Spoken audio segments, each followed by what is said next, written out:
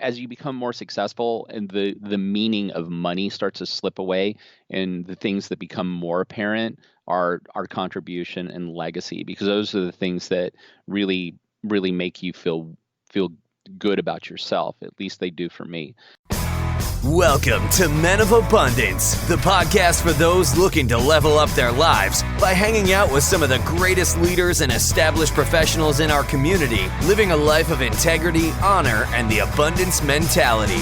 Prepare to pay it forward with your host, former Army medic turned lifestyle entrepreneur, Wally Carmichael.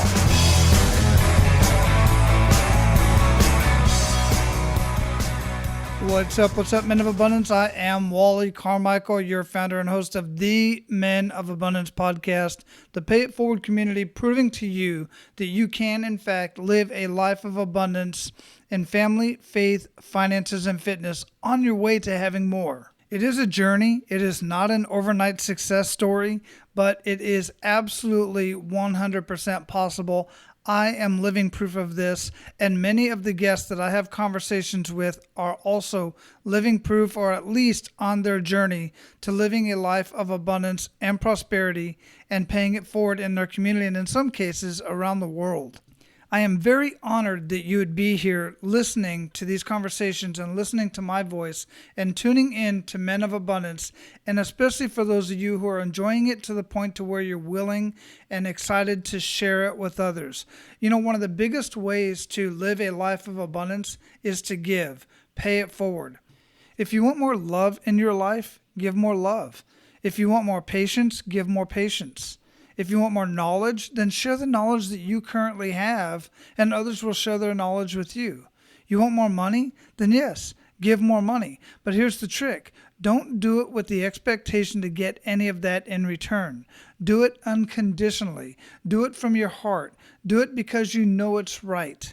And you can pay it forward today. It's very simple to pay it forward in such a huge way by sharing Men of Abundance with others that you come into contact with. Do not prejudge. You never know what other people are going through in their life. Most people that I talk to, I see them on social media and I interact with them, and they have one life on social media. And then when I meet them in person, face to face, I realize that they got the same issues I have. They have the same issues that everybody else has. And it's interesting that when we interact with people on social media, we tend to only see what, basically the good stuff, partly because that's some of what they're posting, but also just because of the algorithms of social media. But when I meet somebody face to face, I can see all their beautiful flaws. I can see their challenges, their struggles. So don't prejudge anybody, especially those who you're interacting with on social media. Post Men of Abundance. Post this episode. Find another episode that you resonate with. Post that episode and share it with people in your circle on social media. I greatly appreciate it, and I'm telling you right now, they will come back and thank you for it. I also greatly appreciate when you take just a couple minutes to leave a rating and review on iTunes specifically, or any of the podcast player that you're listening to this on right now. Just take a few minutes to rate the show and leave a review so that I can see what your thoughts are, where we can improve, or is it helping you in any way, shape, or form. I love to read those, and what that does is it pushes us up in the search engines when people go looking for Men of Abundance, or anything of the sort. Again, I greatly appreciate you. I also want to mention real quick, specifically for you business owners out there, I have a brand new podcast that just got started. It's already getting some great buzz. It's called Abundance and Prosperity Business Mastery. You can basically find it on every single podcast player out there at this point. I do not have a website specifically for that podcast. It is hosted on Anchor. So any of the content that I write specifically for the podcast that is not in the show notes of the show itself comes back here to Men of Abundance in a specific squeeze page of some sort. So if you're looking specifically for abundance and prosperity, business and marketing and lifestyle strategies, then you want to check out Abundance and Prosperity Business Mastery, where I'm sharing with you business, marketing, and lifestyle strategies that you can implement that day in your life and your business. I look forward to hearing your thoughts about Abundance and Prosperity Business Mastery. Now, our featured guest today is part CEO, part personal development wonk, part biohacker info geek, and a self-confessed serial entrepreneur.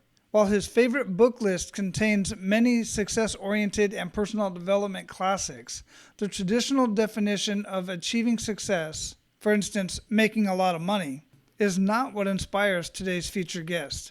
He follows more of a "you aren't doing well unless you are also doing some good" line of thinking. His company has been built around the simple principle of do the right thing. In 1999, his personal passion for food and his concern over the explosion of metabolic disease led him to found Steviva Brands, now known as Icon Foods, with a mission to help food manufacturers replace unhealthy sugars in their products with natural options.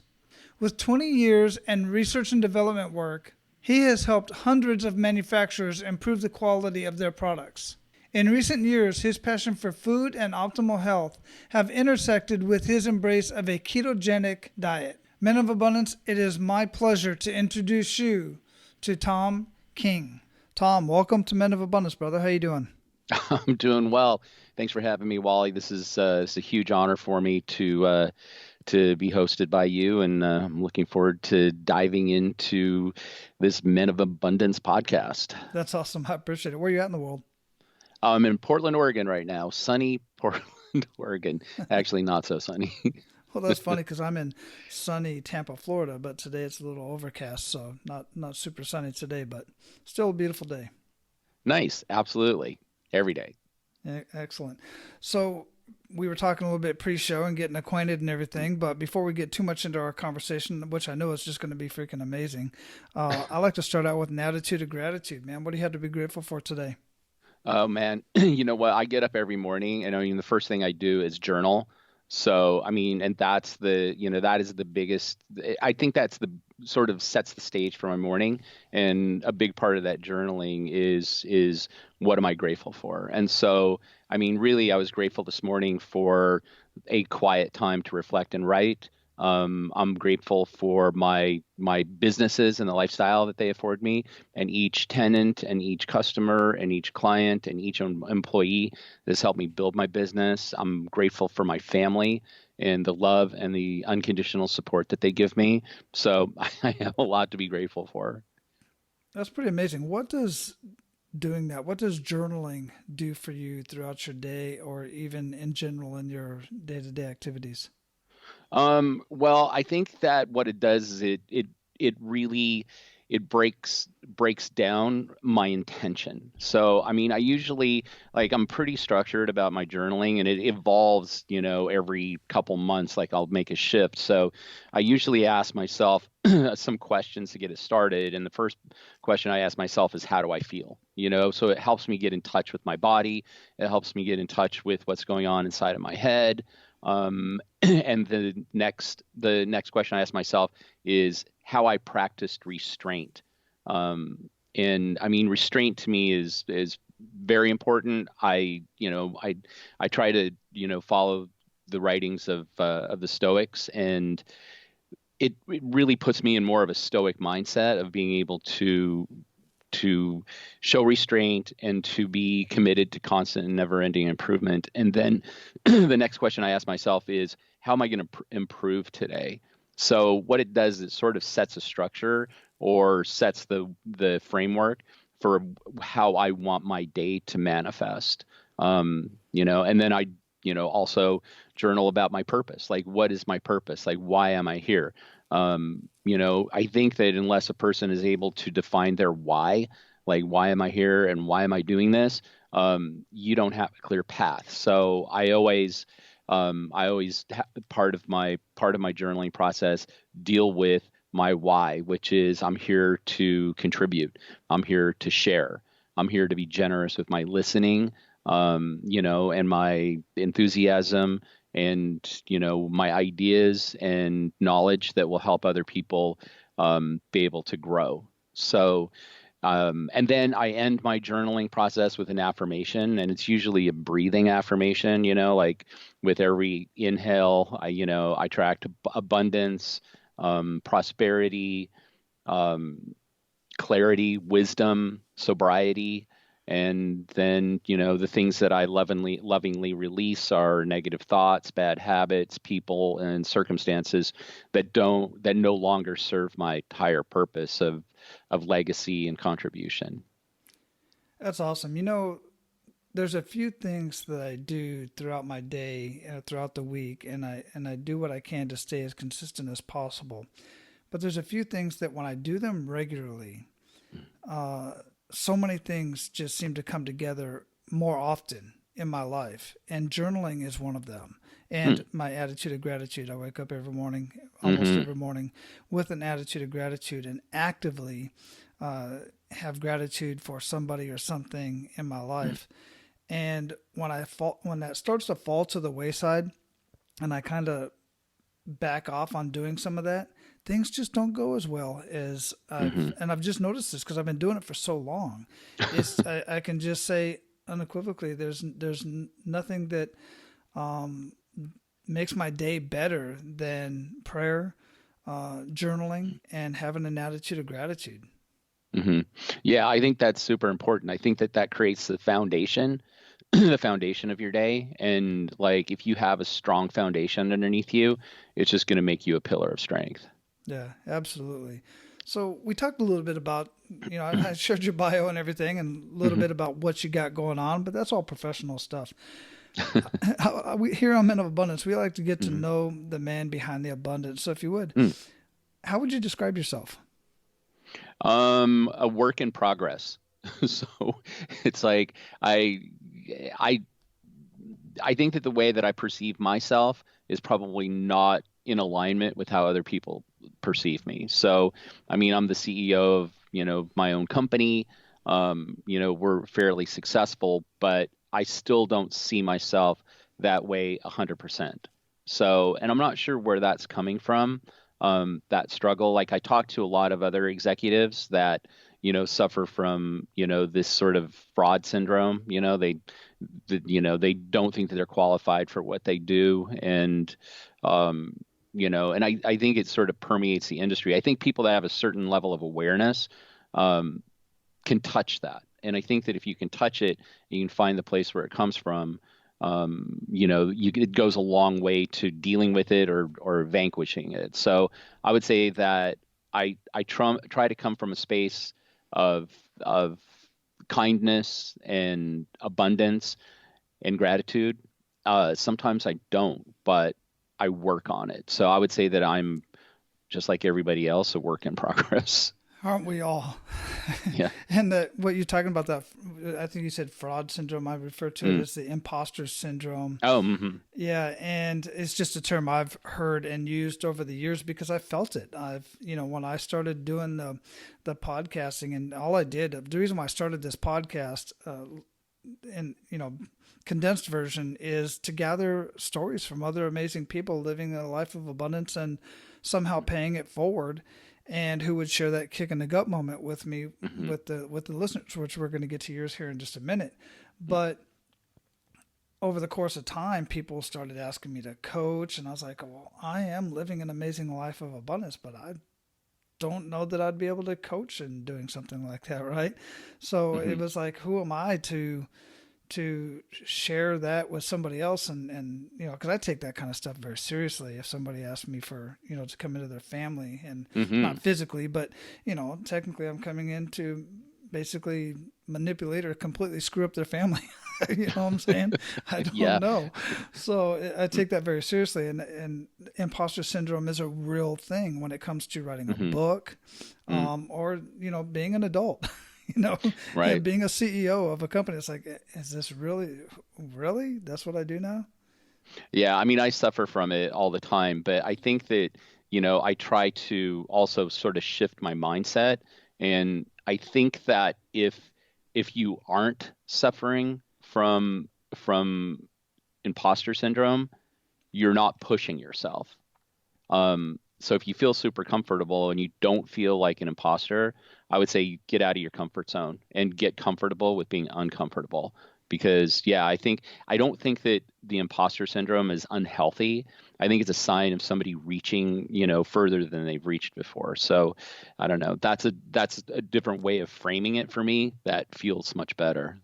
Yeah, because the contrast to that is an inflated ego Mm, that says to yourself, I can do anything I want to do. I can do this, I can do that, which is healthy in itself, but it's not to the point to where you like expert. I don't like the term expert because that to me is saying an expert is telling me that they feel that they know everything there is to know about that particular subject. And hmm it's just not true. There's always something new in any industry, in anything. There's always something new to learn.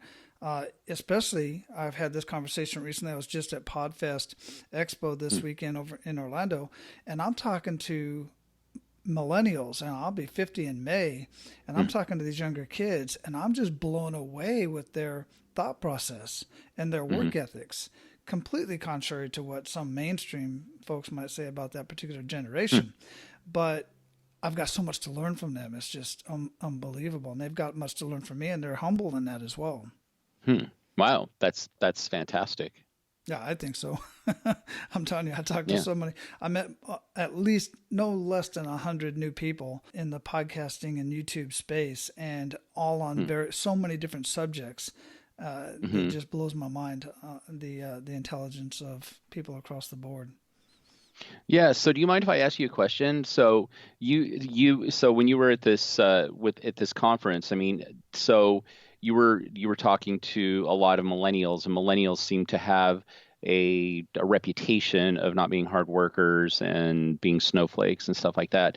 And my experience has been varied, and I can't honestly say that you can pin a poor work ethic on any particular demographic. Like, I think that a poor work ethic isn't an age related thing or a generational thing as much as it is just the drive that that person has. And so I follow Simon Sinek quite a bit, Mm-hmm. and he did an amazing TED talk on millennials about how they're sort of broken because they were told as youngsters that they could do anything and be anything, and it created this sense of entitlement. And then when they went out into the world, they found that, holy crap, I actually have to work, and I'm not just going to plug into the CEO role. That these are things that that I have to do in order to be successful. So in my organization, we do have quite a few millennials working for us, and what we found is an effective way to lead them is actually more like teaching them how to self-parent and how to, and coming at it from that perspective. And with your interactions with millennials, did you find that to be the case? Well, you got to understand, one, the particular individuals that I was talking to at this conference, they're forward thinkers. They're the type of people that are like, for instance, one kid has a podcast called Unspoken Secret. And Hmm. what they talk about on this particular show, his name is Bradley Talbot. And what they talk about on this show is everything that's kind of taboo, these little secrets that people may have, like, for instance, eating disorders that they're not willing to talk about in public, or they don't normally tell people, or, their sexuality, or what's going on at home. They're being beat at home, and all kinds of topics. And we had this really unique networking event during the over the 3 days, where we sit and we meet so many different people, and just listening. And I talked to this guy. I met him at one of those tables, and I talked to him hmm afterwards. I talked to this other couple who is a young couple, and they've got a podcast out in Salt Lake City called I Am Salt Lake, and they talk about so many different topics. But you know, I don't subscribe to the whole idea that based off of work ethics and thought processes, just based off of a generation. Because there's people that are in my generation, quite frankly, that I remember back when we were kids, and even knowing some of them as adults, as I run into them over the years, they were lazy back then. They weren't forward thinkers. They didn't want to learn any more than what they had already learned in school, if they had gotten through high school, because some of them didn't. And some of them, quite frankly, went on to wear an orange jumpsuit, if you know what I'm saying. Yeah, Went to definitely. prison, and they're just not great people. But there are some that are amazing, and I find it the same thing with other generations. And I know the TED talk that you're referencing with Simon Sinek, and I'd have to watch it again, but I do remember that based off of what he said during that particular, no, it wasn't a TED talk. This was a particular conversation that he was having with somebody on somebody's show. And I didn't agree with what Simon was saying in that particular instance. I do agree a lot with what Simon does say. That being said, Simon being the, I guess, guru of leadership, having never led anything. Honestly, he's written the book on leadership. For instance, Leaders Eat Last. He studied a lot of leaders in the military. He talked to a lot of leaders in the military, and he wrote the book on Leaders Eat Last and leadership. Interesting. But what has he led? I challenge you to look it up. Now, that being said, that's not a hit on him. That's just saying that, as far as millennials, what I see that is kind of a generalization is they question the status quo. A lot of them that I've seen, that I've met personally, they don't want to sit still. They don't want to go to college right away. One, because they see the return on investment isn't what it used to be. They're YouTube generations. They learn so much on YouTube. My son, he's 19. He has learned so much on YouTube. My other one is going to be 25 in a couple of days.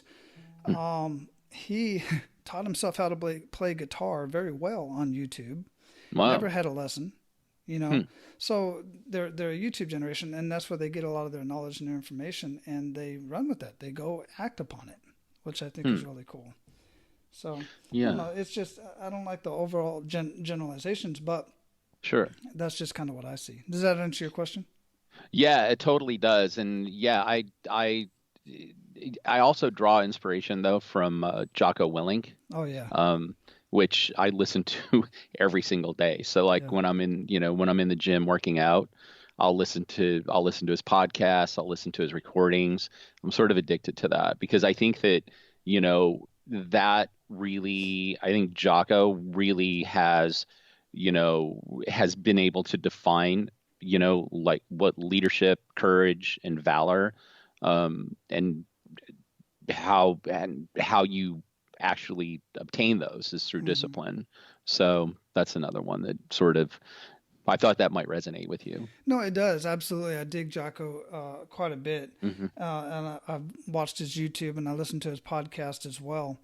And one of the things that I will say that this younger generation doesn't have, even my generation for that matter, the baby boomer generation, well, not the baby boomer necessarily, but most of them are no longer with us anymore, but that World War II generation and the serious depression generation. The challenge that I have with my kids is I grew up, I say poor, not, completely poor, because there's a big difference in actually being poor. To me means no chance for education, no health no health insurance or any way to get any, health taken care of. But I grew up in a trailer in another man's backyard. We couldn't even afford the trailer park.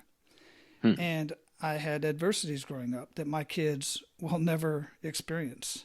Those adversities made me who I am today. So my challenge today is, in reference to the kids, is putting them through adversities to make them resilient when they do have, get that kick in the gut moment, that they can bounce back quicker.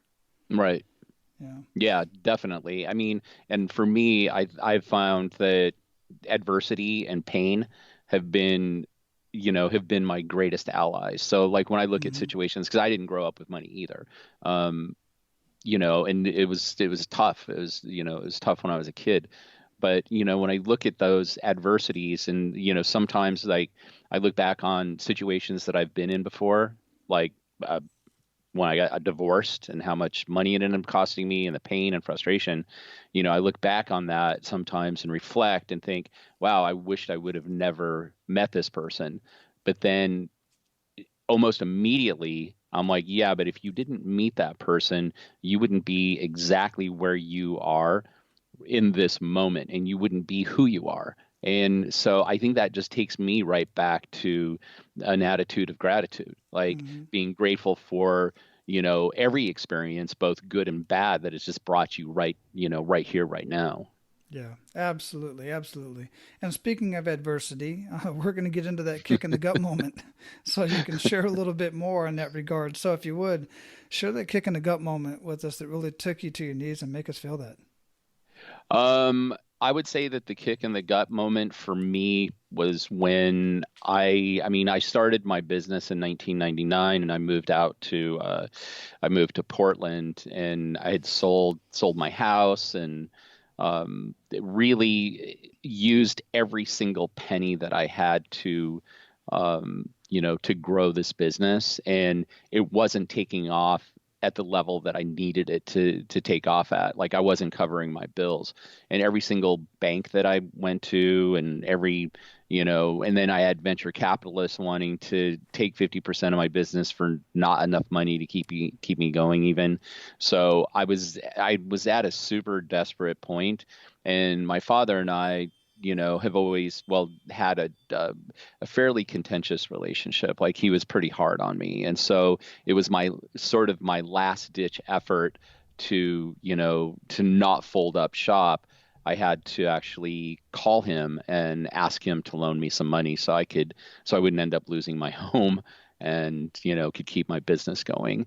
And that, I've had so many kick in the gut moments, and that was the one that really pushed me to apply myself with an enormous amount of focus and drive, and set my intention of what I wanted to do with my business. So while it was a kick in the gut moment of having to present this to my father, and give him a rate of return, and have that discussion with him and feel like a big fat failure, that was a kick in the gut. But ultimately, when I look back on it, it was probably one of the best things that happened to me, because the pain of having to go through that exceeded the pleasure of my sloth, and really, really made me drill down and focus on being a success. It's amazing what being pushed into a corner like that will do for your focus It and your it it discipline. really, yeah, it really does. And in every radical change that I've made in my life, or every major step forward, it's been a kick in the gut moment that has propelled me into that. Like, the book that I wrote. I that was a kick in the gut moment, is going up to my hotel room and looking in the mirror and seeing somebody who was 35 pounds heavier, with blood pressure of 190 over 99, and going through a second divorce, and just a mess. And the pain of that really exceeded the pleasure that I was deriving from eating carbs and sugar, and just not having, a focused, healthy lifestyle. So every single one of those kick in the gut moments has led, has propelled me into deeper discipline.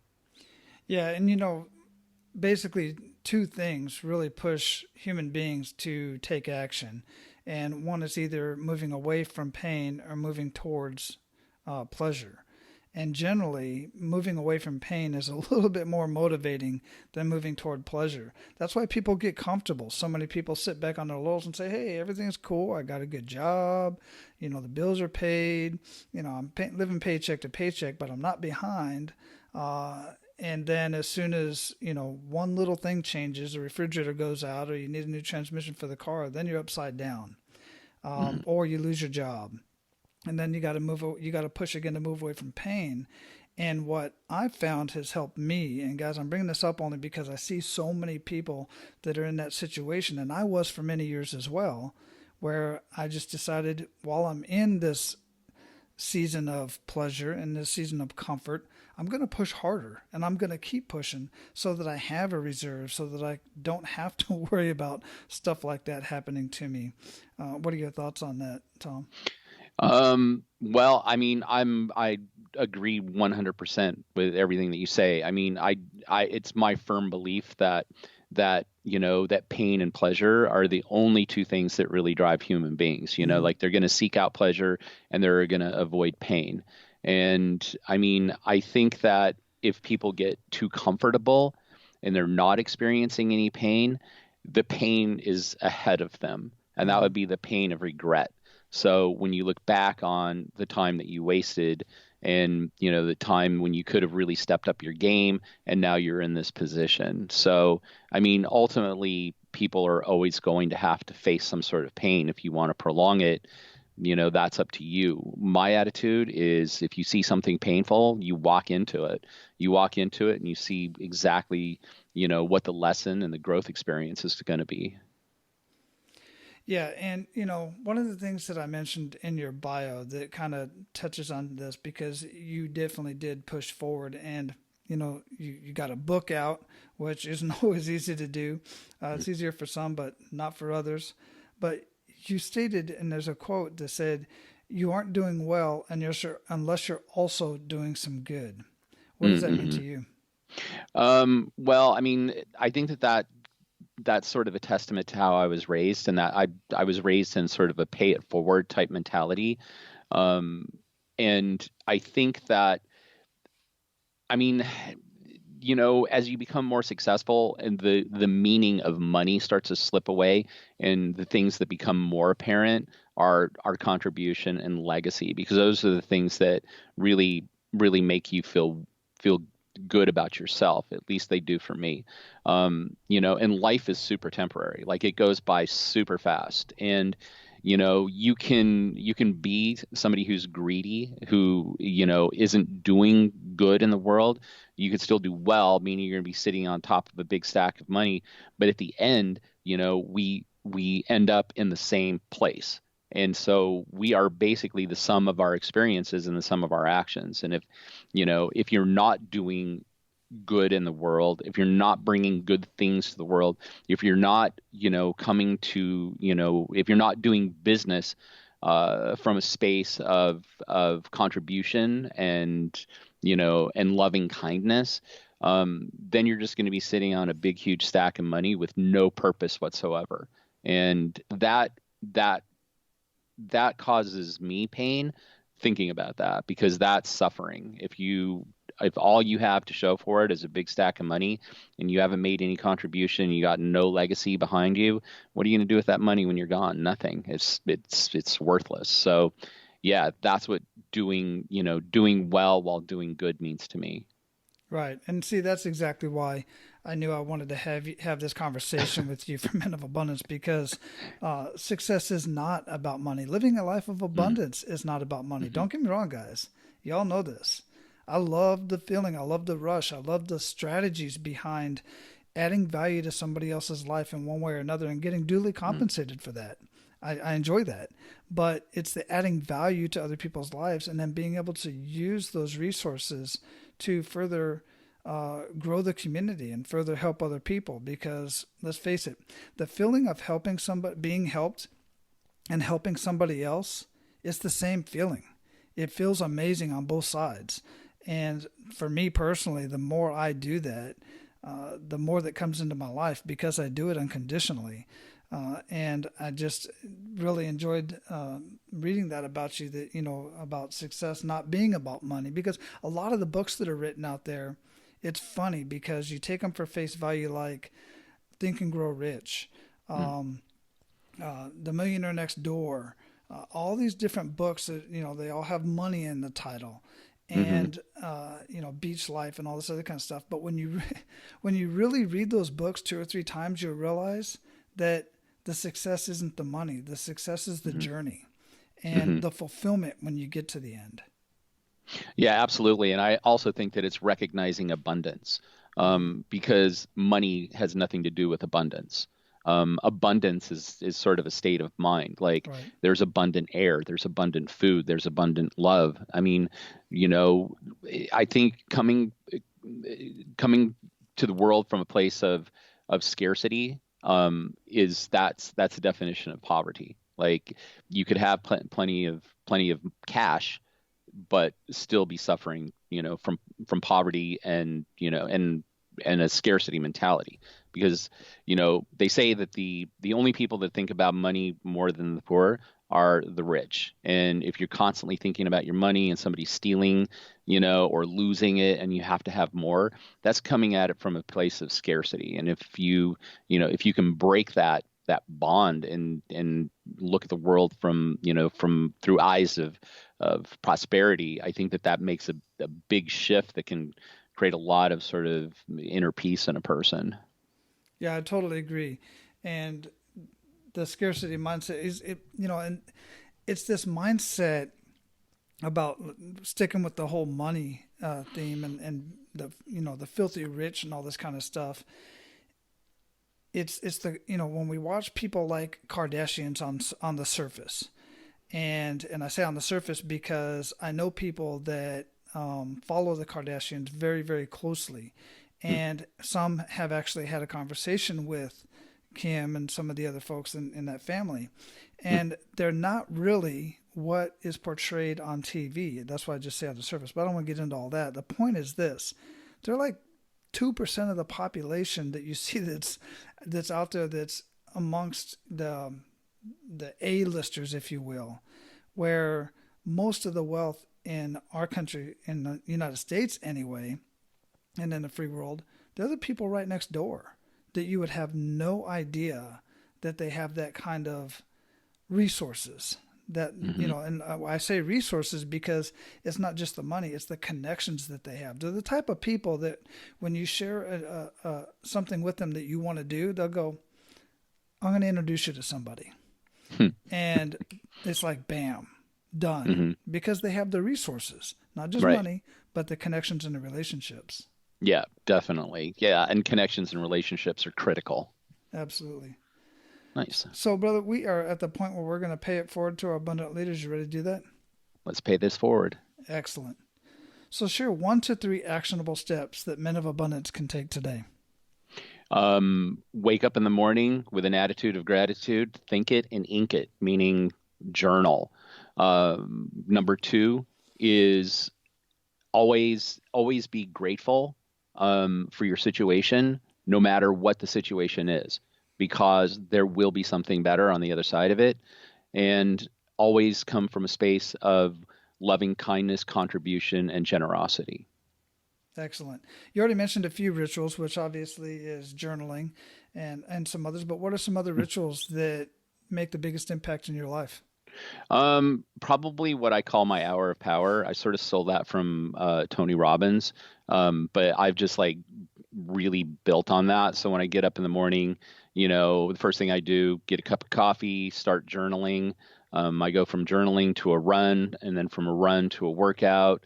And then, once I finish my workout, meditation. So meditation has been pretty key in keeping me focused and grounded.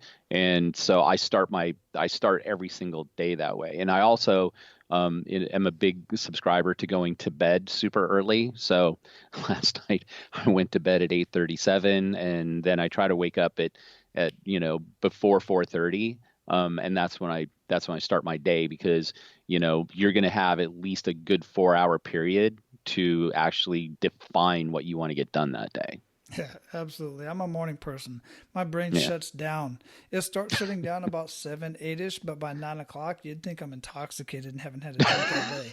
I'm like, blah, blah, blah, blah, blah, because I love these conversations, and I always thought of myself as an extrovert, but as I learned more about introverts are drained at the end of the day after, like the event I was at. I was so drained at the end of the day. It was ridiculous. But yeah, I dig that, man. Nice. What would you recommend that our abundant leaders read or listen to, and why? Well, I would recommend that they read the Daily Stoic every day. That's one of the things that I do. I think it's an excellent book, Ryan Holiday. I think that it helps you keep your ego in check. It also, helps you be humble and come to the world from a place of service. Another thing I would also do is, listen to podcasts. like yours. And, because those are always going to keep you in a positive mindset and keep you moving forward. Excellent. Yeah, great recommendations, especially that Men of Abundance podcast. Absolutely. Men of Abundance. You make sure that you go on iTunes and give that puppy 5 stars, damn it. Man, absolutely. I appreciate that. So what do you feel My holds pleasure. most people back from living a life of true abundance? Fear. Absolute fear. Fear of failure, fear of success. A lot of people Mm-hmm. are afraid of success. I think that absolutely fear is what prevents people from being successful, and being able to understand fear and be able to overcome fear, and communicate from a place of fearlessness with people and developing courage. That is probably the biggest step that you can take towards success. Yeah, I love it. What does being a man of abundance mean to you, Tom? It means being compassionate. It means coming from a place of contribution, and it means creating a legacy. And when I say a legacy, creating something, some value that makes other people's lives better. Excellent. Absolutely love that. So, brother, we are going to close this up. Before we do, what did we not talk about that you want to ensure our abundant leaders get out of our conversation today? And I want to make sure that you bring up your book one more time as well. Yeah, I can shamelessly plug my book, and I would just encourage your listeners, if they want to know more about me, they can go to thomking.com, thomking.com, shoot me an email. If you like what you've heard and, like what you see, visit my website, for my book. It's called Guy Gone Keto, about my ketogenic journey. We've also developed a line of ketogenic friendly products, like condiments that you can use to cut back on sugars. So, or hit me up on any of the socials at Guy Gone Keto. Comments. I'm good at returning all of those. So feel free to direct message me. Yeah, excellent. And guys, I'll have all of that linked up in the show notes at menofabundance.com. Just go there and search for Thom, Thom. He'll be the only one thus far out of 240 some odd episodes. So it should be easy to find. And you'll find all of that linked up there to including all of his social links and all that stuff. So don't worry about that.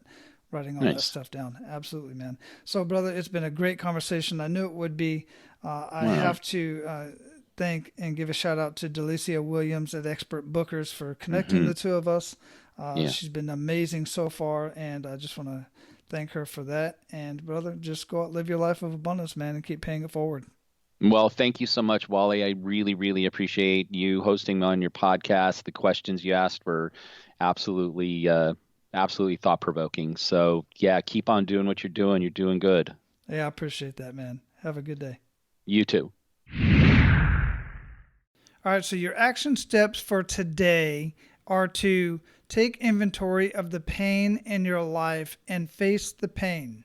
You have to confront the pain to overcome it. You have to first identify the pain, confront the pain, and then meet it head on, because on the other side of pain is success. On the other side of that phone call, after that hard conversation with your spouse, girlfriend, boyfriend, boss, children, sibling, on the other side of that conversation is a sense of freedom and a level of success that you haven't experienced yet. So identify the pain, confront the pain, and work through it. And listen, I know it's easier said than done. I've just developed a personality. I've developed a part of me that basically does not negotiate with fear. It does not negotiate with the fear of the pain that at this point in my life I've learned is not actually pain. It's not actually painful, not physically painful. I've been through physical pain. I've been through heartache. And I know that some of the things that I need to do to be successful are not as painful as I imagined them to be. So I just work through it. As soon as I feel that my mind is starting to have doubt and say that I can't, then I just do it. I just do it. I just pick up the phone, have the conversation. It might suck. I might screw it up, but it gets easier and easier each time I do the things that I know I need to do to move forward in my life, in my relationships, in my profession. And it does take practice. I truly wish you the best with this. If you need any assistance, reach out to me some way, somehow, and we will figure out how to work it out together. Now, go out and live your life of abundance and make sure to pay it forward. That's all for today, Abundance Leaders. For more about our guests and the powerful information we shared with you today, be sure to sign up for our mailing list at menofabundance.com. We appreciate your time and look forward to hanging out with you on our next episode. So until then, be sure to pay it forward and live your life of abundance.